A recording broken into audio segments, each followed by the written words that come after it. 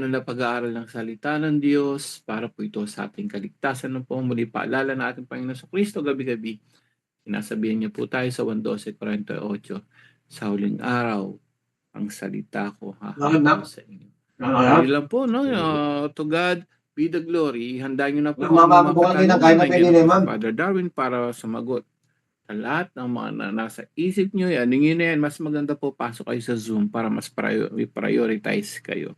Bro Jando, back to you. Thank you sa Brother Angel. At ibigay naman ngayon kay Father Darwin naman. Father Darwin, good evening. Good evening mga kapatid. Maraming salamat po sa inyong walang humpay na pagsubaybay bago lang tayo nakarating galing sa office natin. At mag-enjoy tayo hanggang alas 9 lang ako, Brother Jando. At kayo magpatuloy. At bibigyan natin pagkakataon yung mga kapatid natin na magtanong sa gabing ito. Brother Jando? Okay, so ating unahing katanungan dito naman, galing ito kay Lizel. Sabi niya, ask ko lang po, Father Darwin, paano yung mga kilalang influencer na tumutulong sa kapwa tapos nag-i-endorse ng online games kagaya nila Ivana Alawi, nagkakasala ba sila? So yung sugal mga kapatid, hindi yan maganda. No, totoo na nalo ka, pero merong mga taong nakunan mo ng pera. Di ba? Kasunod na araw, ikaw naman yung matalo. Wala ka ng pagkain para sa iyong mga anak. Di ba? Masaya lang kung manalo. Pero yung natalo ng mga kapatid natin, nakunan mo ng pagkain. Di ba? Yung sugal talaga ay hindi maganda. Hindi yan makatulong. And then, marami sa atin na addicted dyan. May mga online na sugal. Huwag kayong sasali dyan, ha? Dahil makasama yan sa atin. At lalo na yung nag-promote ng sugal. Paniningilan, paniningilan tayo ng Panginoon dyan. So maraming mga vlogger kayo na promote ng sugal. Di ba? Dahil may pera dyan eh. May pera dyan. Kung marami ka ng followers, and then meron ka mga followers na maglalaro dyan. So may mga porsyento ka dyan. At maraming mga tao na na-addicted na sa sugal. Meron na mga grupo ngayon na nakabasa ako na may malaking tarpaulin dun sa Pier 1 na sino man yung mga kapatid natin na nulong sa sugal, na marami kaming makikinig sa iyo, tumawag ka sa hotline na ito. Dahil marami talaga nalulung sa sugal ngayon at hindi maganda yan. At hindi yung maganda ay pagmamana sa mga kabataan mo. So, nagkasala ba? Yes, nagkasala mo to promote immorality sa gambling. No? At walang magandang maidulot yan sa atin. Father, mayroon tayo sa CCC din, Game of Chance, 2413. Sige bro. 2413. Sige bro. 2413 nga bro Jando, no? Yung Game of Chance ba katulad ng mga card, yung ano. So mayroon din naman na na batas ng simbahan yan, Game of Chance. Bro Jando. Okay lang, binubuksan ko pa. Okay, 2413. Ito tayo ngayon sa browser natin para may ipakita natin sa screen. No? Ayan. Ang sabi dito, 2413 is game of chance, card games, etc. or wagers are not in themselves contrary to justice. They become morally unacceptable when they deprive someone of what is necessary to provide for his needs and those of others. The passion for gambling risks becoming an enslavement. Unfair wagers and cheating at games constitute grave matter unless the damage inflicted is so light that the one who suffers it cannot reasonably consider it significant. At meron ding sinasabi si bro, salamat brother brother Angel. Meron ding sinasabi si Saint John Chrysostom. Itong the games of chance, no? Sinasabi niya dito, the game of dice. Nothing is more full of covetousness than the game of dice. It produces blasphemies, losses, anger, insults, and countless evils. So, hindi to basta-basta, no? Countless evils. Yan ang sabi ni Saint John Chrysostom. So, he adds, from gambling comes strife, abuse, poverty, and many calamities. So, gambling is dangerous. Para ni Saint John Chrysostom, no, kapatid. Gambling is dangerous because it encourages dependence on chance rather than honest labor. Yan po ha. Inuulit ko ha. Gambling is dangerous. So, the love of money is the root of all evils. St. Augustine, Sermon 177. He who seeks gain by another's loss is not acting according to justice. Yan ang sabi ni St. Augustine ha. Unawa ha, tingnan nyo ha. He who seeks gain by another's loss, di ba, naka-gain ka. Pero yung iba naman ay natatalo, is not acting according to justice. This principle often being applied to dishonest and exploitative gambling. No? Let your hands labor, not for greed, but to provide what is necessary. So dito, kapatid, na his teaching stands in contrast to seeking wealth through games of chance. Ano sabi naman ni Saint Clement of Alexandria? The Christian should avoid every occupation, and amusement that inflames the passions. So, meaning, gambling as one of the entertainments that could inflame greed and lead to moral disorder. So, mag-ingat po kayo no, sa gambling. Anong sabi ni, ulitin ko ang gandang sinasabi ni Saint Clement of Alexandria. No? Gambling as one of entertainments that could inflame, ano may inflame nito? Na passion. Greed. Di ba po? No? And lead to moral disorder. So the Christian should avoid every occupation and amusement that inflames the passions. No, malinaw na malinaw yan, Brother Angel, no? So, kung mag-promote ka, mananagot tayo sa Panginoon dyan. Brother Jando? Okay, next tanong naman dito naman, ito ay galing kay Edison Abistano. Sabi niya, magandang gabi bro and Father Darwin, tanong ko lang, Katoliko ako. Pwede ba akong magninong sa binyag sa anak ng kapitbahay ko na hindi Katoliko? Father Darwin. Katoliko ka. Pero, Katoliko siya, pero pwede ba siyang magninong sa binyag ng kanyang kapitbahay na hindi Katoliko? Bro, Angel, may nalalaman ka ba dito? Yes po, no? Ang turo ng simbahan, hangga't maaari wag dahil kagaya ng sa atin, no? Hindi siya eksaktong, nung ni-research ko yan, hindi yan po eksaktong sinasabi na kasalanan yon, but ang problema doon, yung to be a godparents kasi sa binyag is second parents ka. And especially, hindi lang doon sa physical, kundi spiritual din. So, ang mangyayari dyan, ano ang maibibigay mo sa mga protestanteng yan, especially iba po yung pananampalataya nila. So magkakaproblema sa so hindi ina-allowed ng po 'yan. Hangga't maaari, wag daw, no?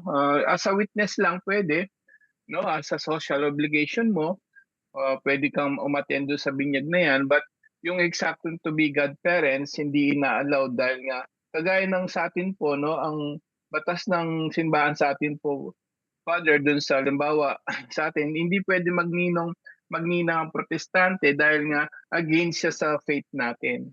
So ang sabi nga mangyayari baka nga yung godparents mong yan paglaki mo baka turuan ka pa magbasag ng mga rebulto, yung mga ganun ba. So Mm. yun din ang side na halimbawa Katoliko ka, hindi ka pwede magninang doon sa iba kasi yung faith nila. Pwede as a witness or just be there for them.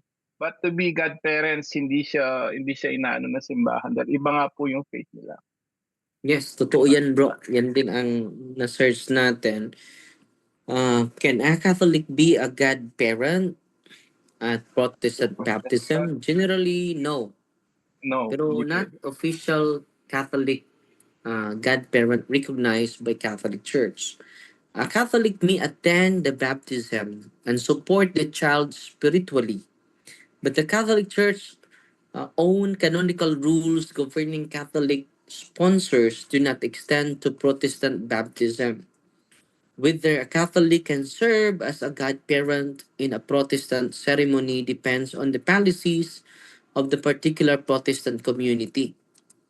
May tanong dito, can a Protestant be a godparent at a Catholic baptism? The Catholic Church has clear rules. Canon Law uh, 874, paragraph 2. A baptized person who belongs to a non-Catholic ecclesial community may be admitted only together with a Catholic sponsor and then simply as a witness to the baptism. So this means Protestant cannot be the sole godparent at a Catholic baptism. So dito mga kapatid, pwede ano yung mga Protestante as a witness to baptism. A Protestant may serve only as a Christian witness. And only if there is at least one qualified Catholic godparent. So, kailangan ang godparent ay Katoliko. Pero pwede ba siya nandun? Pwede siya maging Catholic sponsor o Catholic witness to the baptism. Tinatawag siya na Christian with serve as Christian witness, no? Dahil ang requirement sa godparents, una, be designated by parents or priests. Be at least 16 years old, unless the bishop provides otherwise. Be a confirmed Catholic who have received the Eucharist. Live a life consistent with the Catholic faith. Yan po yung requirements sa maging godparent, di ba? Not be under a canonical penalty. Wala siyang penalty, hindi siya excommunicated. Not be a child's father or mother. Not be the child's father. Hindi pwede yung godparent, yung tatay mismo. So, ito po yung mga rules and requirements sa Catholic godparents po. So, hindi po, Brother Jando. Okay, next naman from Pats Martinez. Maayong gabi, Padre Darwin. Makasala ba ang 11 years old nga bata og dili siya makasimba og Domingo og kinahanglan ba siya mangumpisal? Ang bata? Bata na 11 years old. So, kailangan talaga na 11 years old magka first communion na yan. So, yung kailan ba maging mortal yung kasalanan? May tatlong criteria yan, Brother Jando. No? Una, full yung knowledge niya. At 11 years old, hindi pa full yung knowledge niya, hindi automatic. Di ba? So, kung meron siyang full knowledge na yung pagsimba ay malaking kasalanan, yun po ay maging mortal sin. Full knowledge, full yung consent niya, and then grave act. Grave act po yung hindi pagsimba every Sunday po. But not automatic mortal sin. No, kailangan po itong tatlong criteria, Brother Janda. So, kailangan bang mangumpisal? Pwede siya mangumpisal. Pwede mangumpisal. Lalo-lalo na kapag present po yung tatlo. Lubrasad yung tatlo, Brother John, no? Yan po ay mortal sin. No. Brother John, no?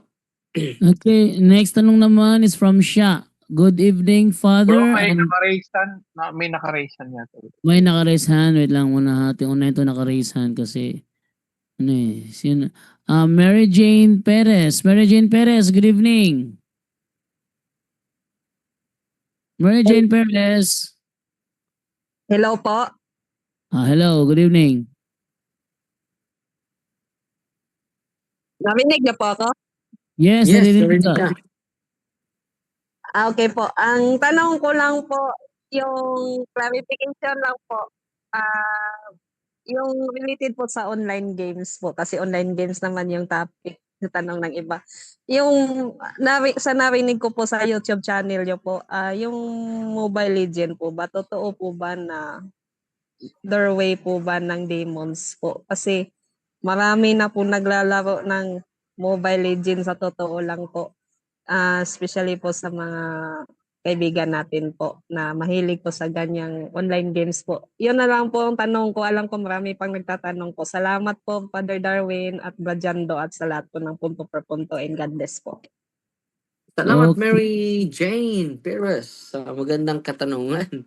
Ito, Mobile Legend talaga yung gusto niyang i-elaborate. Okay? So, unang-una, during exorcism, mga kapatid, meron akong isang isa sa mga hinaharas ng demonyo. 15 years old from Cebu. At during exorcism, mga kapatid, ang daming demonyo nakapasok sa kanyang katawan. At I commanded them to tell me their name. We are legion. Sabi ng mga demonyo, we are legion. Wait muna ha, dahil nandito yung yung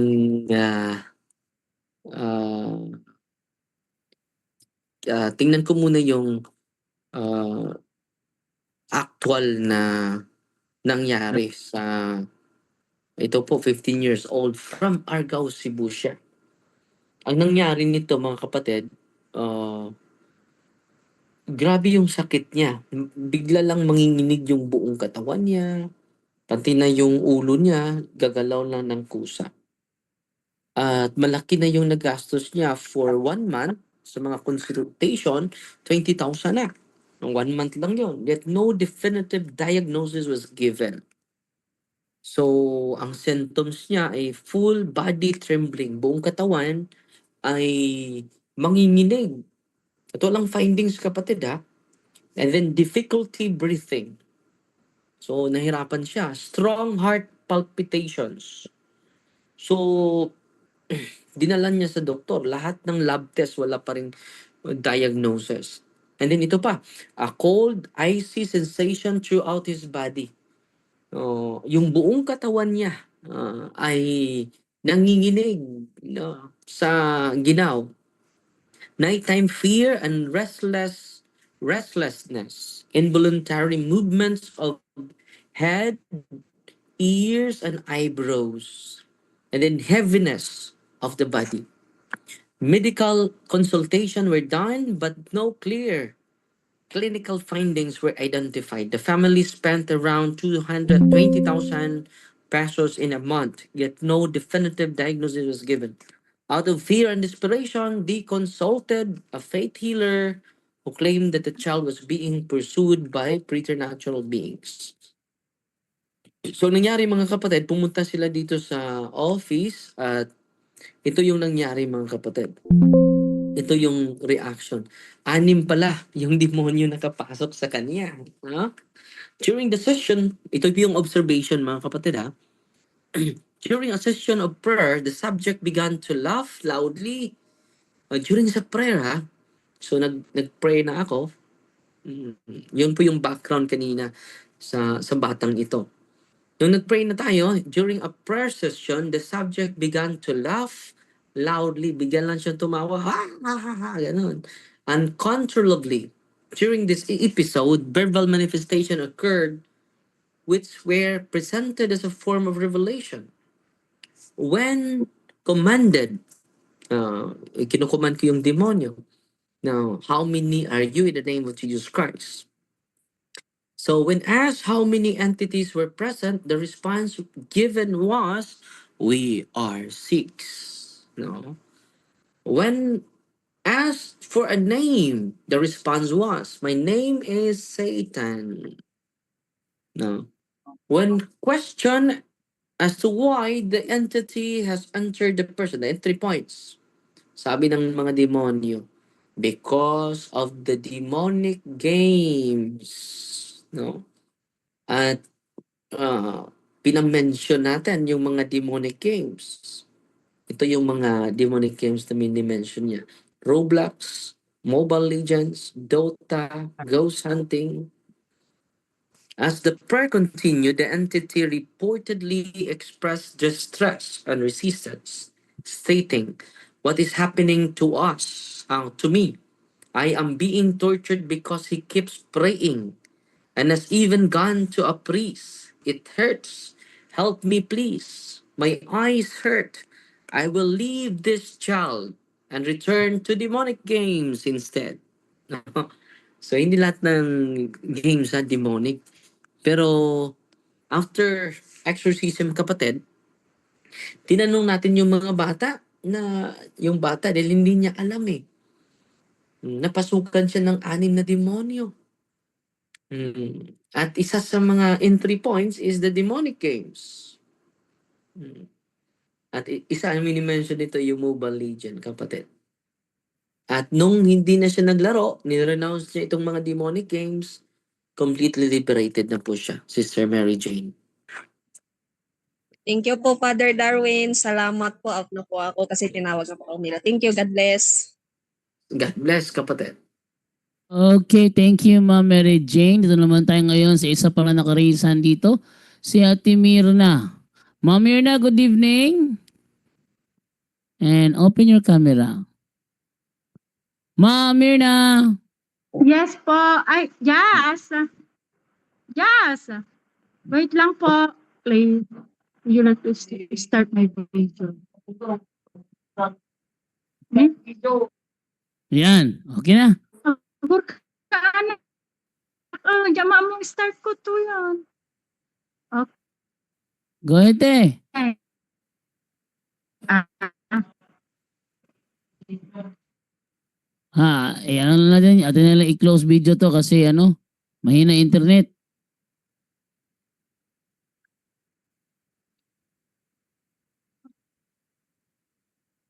Ay, stop video ko na lang siya kasi mahina internet pag nag-open camera siya. Hello, Ma'am Mirna? Ma'am Mirna? Nawala. No, tumigil.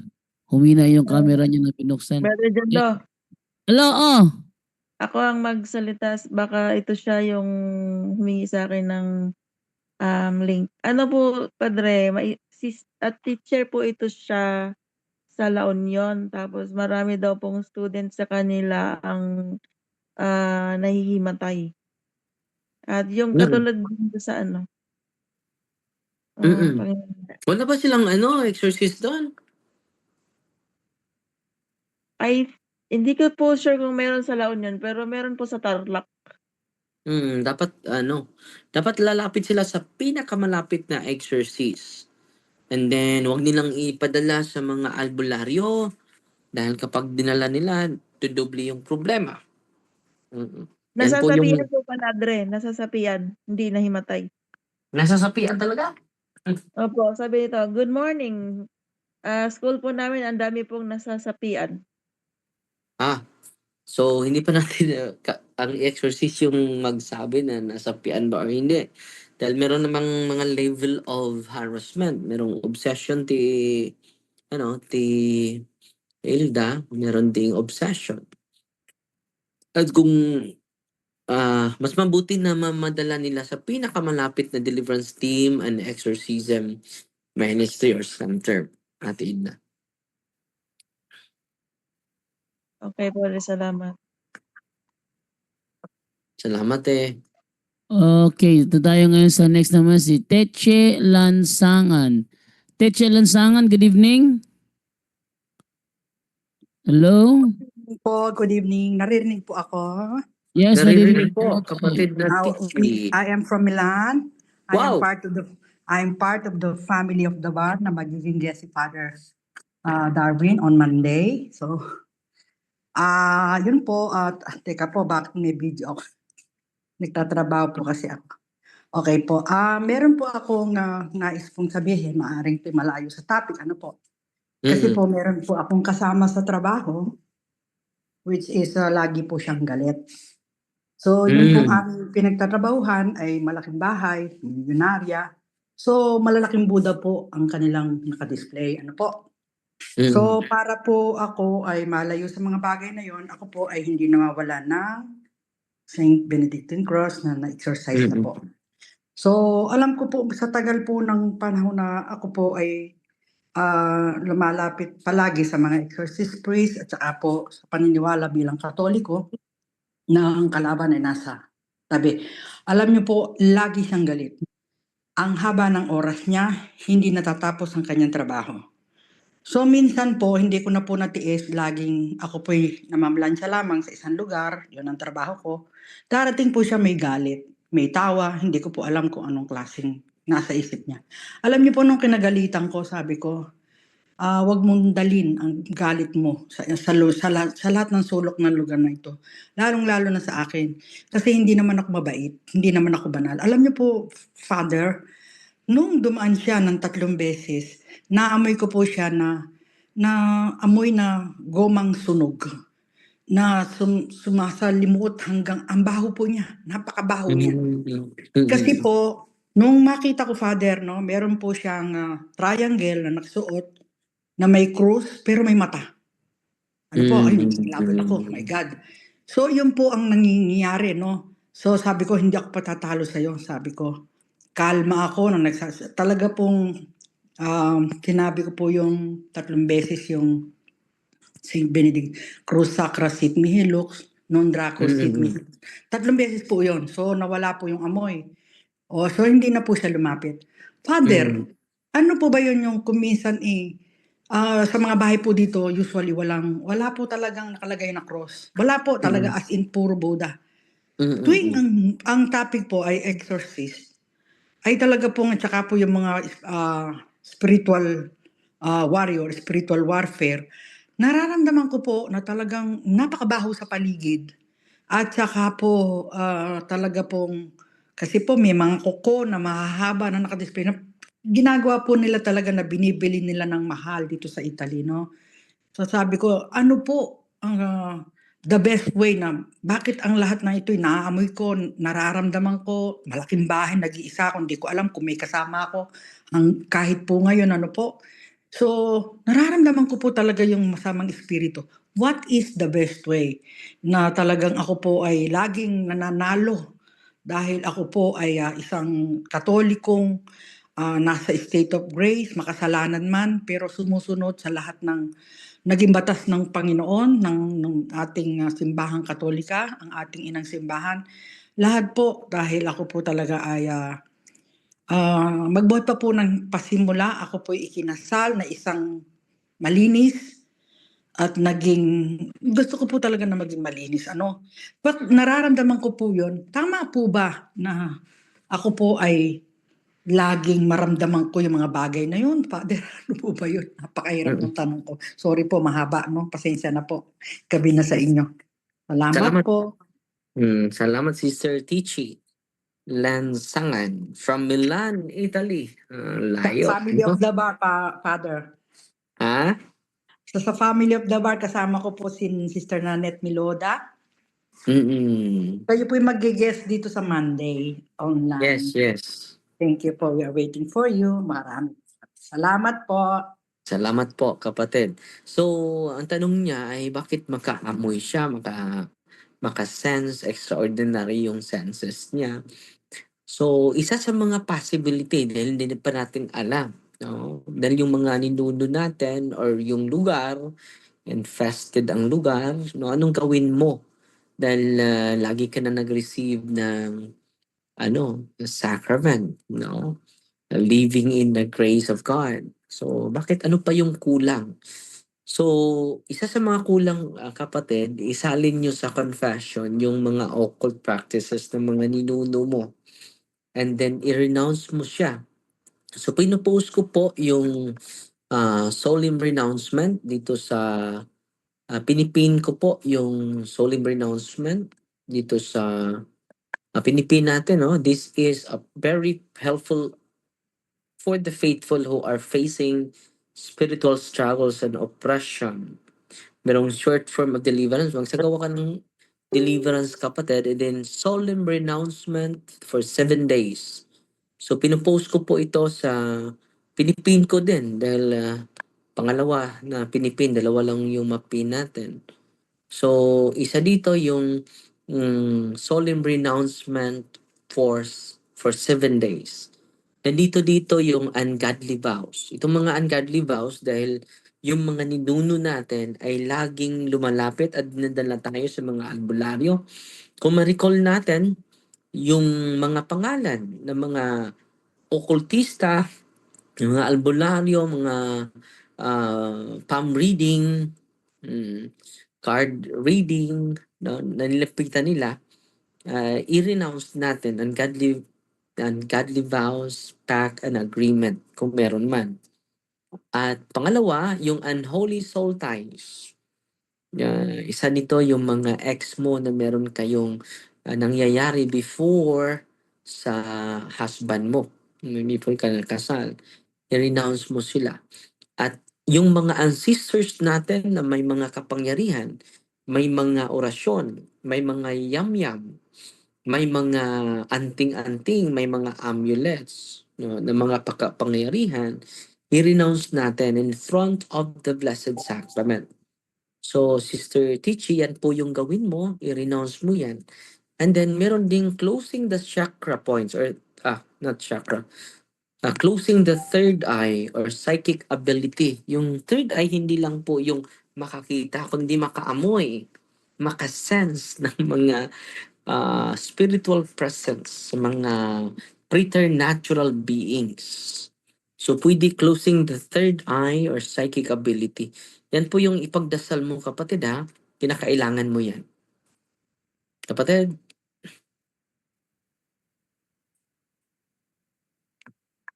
Okay, nag-mute siya. So, Ate Balikan, Ate Teche, Ma'am Amen Teche. po. Amen po, Father. No? Sa totoo po, talaga nag-renounce na po kami. Nagkaroon na po kami ng healing conference last May. So lahat po naka-renounce na yan. Every time po na ginagawa namin yan, yun Yung lamang psychic po na, ability. yes po, yung pong psychic ability.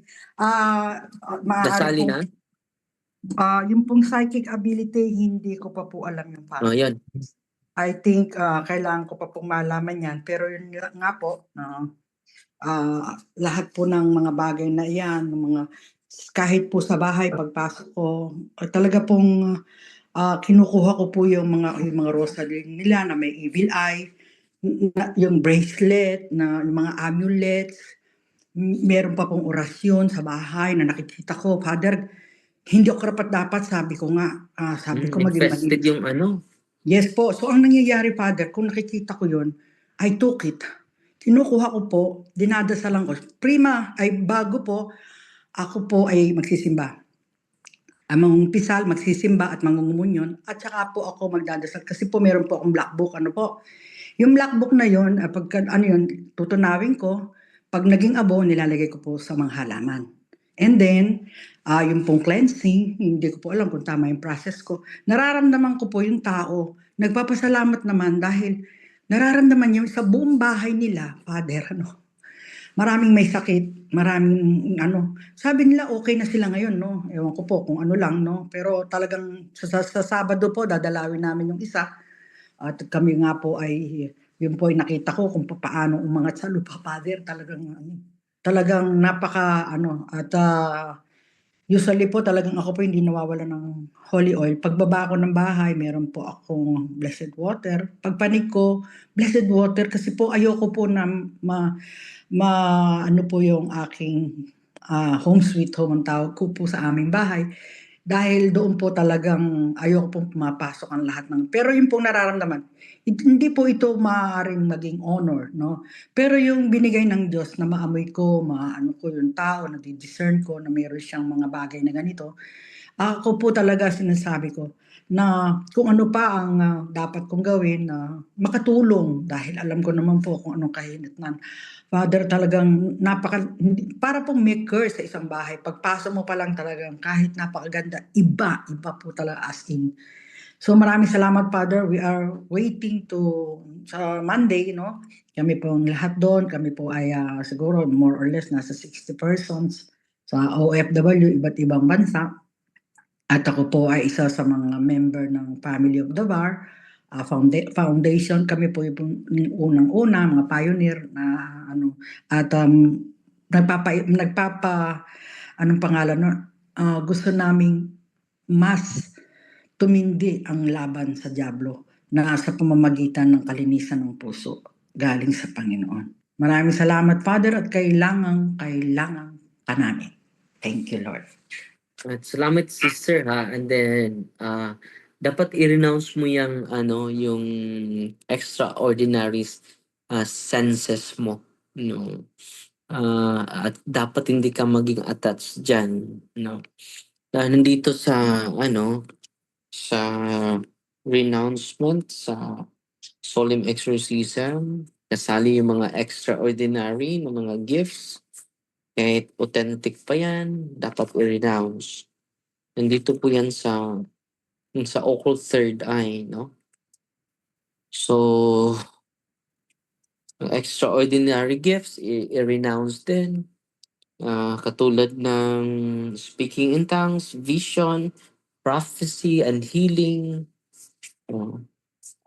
Nandito yan sa, sister, sa third eye, no? Yung third eye, pinakamalawak po. Pinakamalawak po yan. Naging doorway of the evil spirits po. Kapag hindi natin makonsecrate ang ating buhay. Pero, ang payo ko lang sa'yo, kapatid, na kung makasense ka na, i-renounce mo. Dapat mawala yung attachment mo sa ganyan na kapangyarihan. I-renounce mo yan para hindi ka na maharas, hindi ka na makasmell ng kahit na ano. So you will rely on God, you will trust on Him alone, not on whatever extraordinary gifts and power that you receive. Okay? At mag-bless na ako, Brother Jando, ha? Wait lang, Padre. May Okay. nag-text dito. May nag-text? 1298, sabi niya dito, Father Darwin, good eve.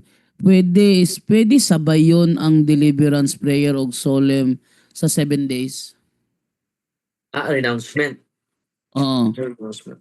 Pwede. Pwede mag-deliverance ka. Isa lang yan. No? Isa lang yan. In part po yung part sa deliverance yung renouncement, di ba po? Okay, pinakalas ito naman sa text pa rin, 3850. Sabi niya dito, Mayong gabi, Father, nagpa-blessed kami sa mga sacramental sa pare. Wala siya naggamit sa deliverance book. Okay ra ba? Mo'y gamiton para deliverance sa balayog sa uban pang gamit sa sacramentals. Pwede. Holy water lang yon, holy oil lang yon, holy salt lang yon. Okay, so holy water lang po yan, holy salt, holy oil, hindi siya holy and exercised kasi hindi ginamit yung proper formula. Okay, Father Darwin, go ahead. So, mag-bless muna ako sa inyo at sila Father, na brother. Yes, Brother Angel. Actually, matagal na to, paulit-ulit na lang po to. Hindi niya maano kasi yung wala kasi mga ilang araw wala sina bro Romero at si no. Ngayon inulit na naman yung tanong niya. Although madalian lang po to, Father, si Nanay G kahapon din, no. Wala pang sumagot kasi dahil ilang araw wala sina Brother Tata at Brother Romero. Ngayon, ang tanong niya lang, Father, mabilisan natin. Ask ko lang po ulit. Ang 7-day solemn pronouncement po ba ay kailangan magkasunod na 7-day? O pwede pong hindi magkasunod basta't mabuo ang kabuang 7 araw? Galing kay Nanay G. mas mabuti na continuous. At kung hindi mo ma-continue dahil walang adoration, malayo ka sa adoration siguro, yan siguro yung rason, dahil malayo ka sa simbahan, pwede ka naman magsagawa ng renunciation sa bahay mo. Last resort na po yan. Merong, merong cross, merong image ni Mama Mary. No, mas mabuti na series po. Brother 7 Angel? days. Okay, yan sa Nanay G, mas maganda daw sunod-sunod talaga series na 7 days. Yan. Salamat po, Father. Salamat, Brother Angel. And then, sa mga kapatid natin na nandito, i-bless ko muna yung mga religious items ninyo, ha? In the name of the Father, and of the Son, and of the Holy Spirit. Amen. Our help is in the name of the Lord who made heaven and earth.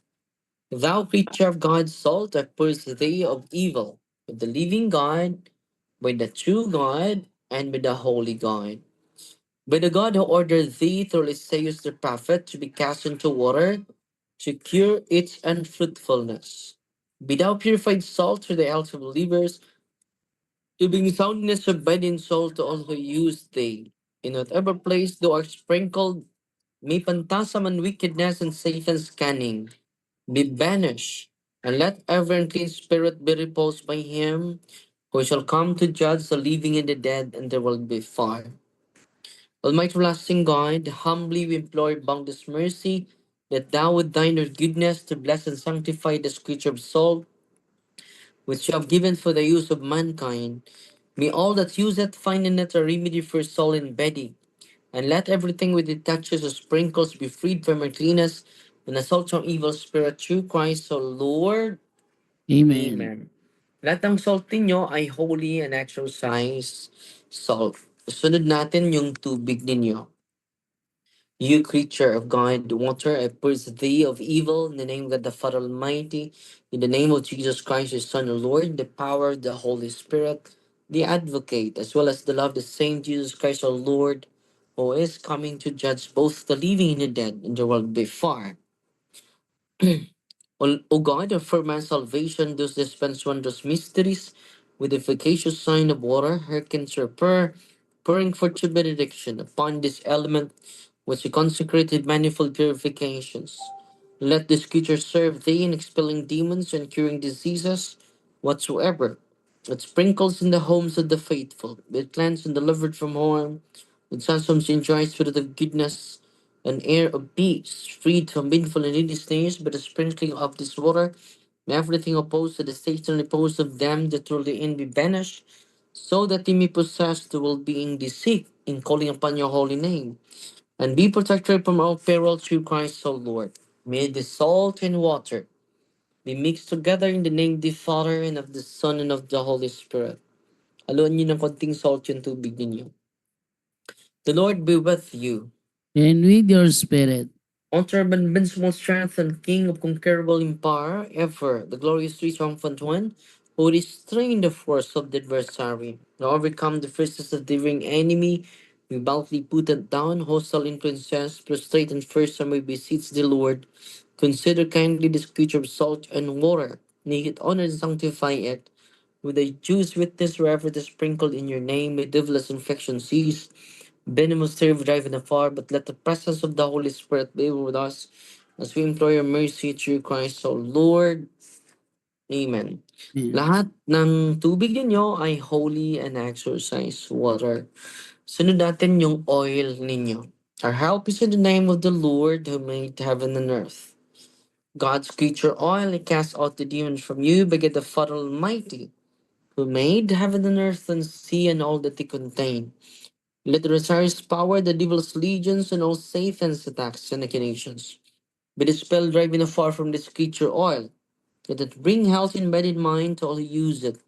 In the name of God the Father Almighty, in the name of Jesus Christ, His Son, Lord, in the power of the Holy Spirit, the Paraclete, as well as the love of the same Jesus Christ, our Lord, who is coming to judge both the living and the dead, there will be far. Lord God Almighty, before whom the host of angels stand in awe and also the service acknowledge, may it please you to regard feebly to bless and hallow Your scripture oil, which power has been pressed from the juice of olives, you have ordained it to think the sick, so that when a may dwell, we may give thanks to you, the living and true God. Grant, we pray, that those who use this oil, which your blessing in your name, may be delivered from all suffering, all infirmity, all the wiles of the enemy. Let it be a means of averting any kind of stiff man, made your image and redeemer precious blood of your Son, so that we never again suffer the sting of his serpent, through Christ our Lord. Amen.